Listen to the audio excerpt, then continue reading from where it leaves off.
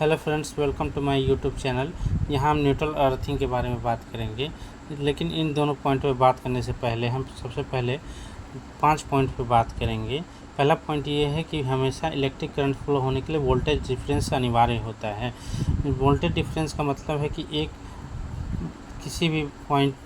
किसी भी एलिमेंट के दोनों जो टर्मिनल्स होते हैं उनके जो वोल्टेज है उनके बीच में एक की वैल्यू ज़्यादा और दूसरे की वैल्यू हमेशा कम होनी चाहिए, तभी जाकर के करंट फ्लो होगा।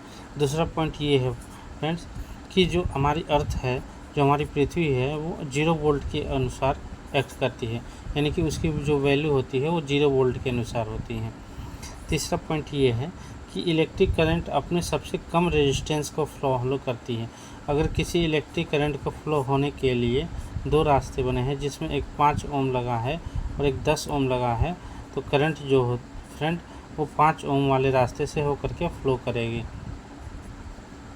चौथा पॉइंट ये हमारा अर्थिंग वायर का रेजिस्टेंस क्या होता है कि हमेशा बहुत ही कम होता है। जो अर्थिंग वायर है, हमारा जो अर्थिंग वायर है उसका रेजिस्टेंस जो है बहुत ही कम होता है। पांचवा पॉइंट ये है कि किसी भी इक्विपमेंट को ऑपरेट होने के लिए इसके सर्किट क्लोज और कंप्लीट होना चाहिए, और इसके इलेक्ट्रिक इक्विपमेंट में न्यूट्रल सर्किट जो होता है वो सर्किट को क्लोज करने का काम करता है।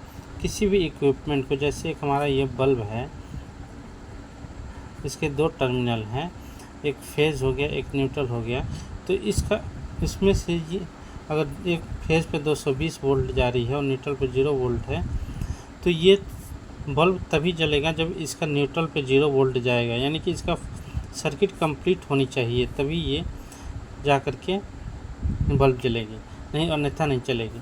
तो न्यूट्रल जो होता है हमारा सर्किट को क्लोज करने का काम करता है, जो जिस पे 0 वोल्ट अप्लाइड होता है न्यूट्रल पे। अब देखते हैं अर्थिंग के बारे में। अर्थिंग बेसिकली क्या होता है फ्रेंड कि अर्थिंग जो हमारी होती है, ये फेज और न्यूट्रल किसी भी मान लेते हैं।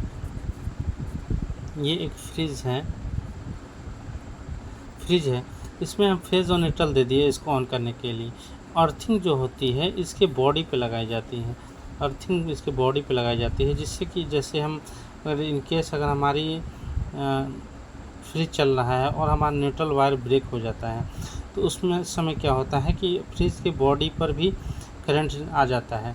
जैसे ही हम फ्रिज को हाथ लगाते हैं हमें करंट का झटका लग सकता है। लेकिन पहले मैंने आपको तीसरा पॉइंट जो बताया कि जो करंट है वो अपने लो रेजिस्टेंस के पाथ को फॉलो करती है।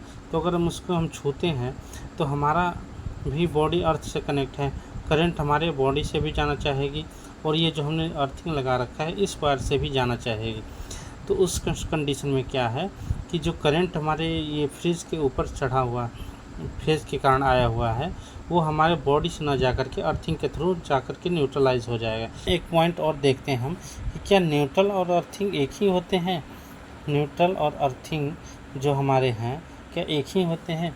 बेसिकली फ्रेंड्स क्या होता है कि न्यूट्रल जैसे हम कोई लेते हैं, तो अगर हम अपने घर में न्यूट्रल बनाते हैं तो एक नल पे या खंभों अपने घर के पिल्लों के रॉड से हम बांध करके उसको अर्थिंग को ही एज ए न्यूट्रल यूज़ कर लेते हैं।